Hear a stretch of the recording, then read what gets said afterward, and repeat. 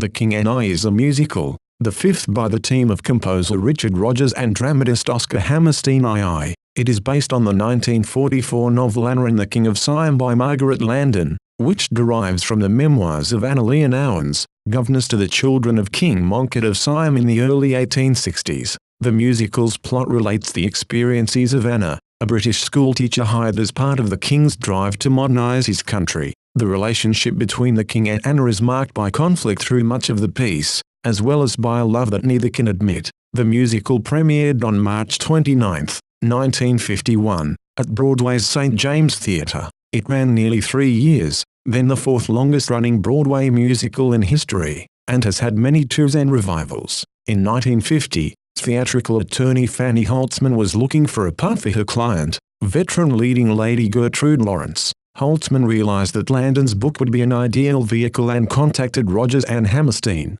who were initially reluctant but agreed to write the musical. The pair initially sought Rex Harrison to play the supporting part of the king, a role that he had played in the 1946 movie made from Landon's book, but he was unavailable. They settled on the young actor and television director Yul Brynner. The musical was an immediate hit, winning Tony Awards for Best Musical, Best Actress, for Lawrence, and Best Featured Actor, for Brynner. Lawrence died unexpectedly of cancer a year and a half after the opening, and the role of Anna was played by several actresses during the remainder of the Broadway run of 1,246 performances. A hit London run and US national tour followed, together with a 1956 film for which Brynner won an Academy Award, and the musical was recorded several times. In later revivals, Brynner came to dominate his role and the musical, starring in a 4-year national tour culminating in a 1985 Broadway run shortly before his death. Both professional and amateur revivals of The King and I continue to be staged regularly throughout the English-speaking world.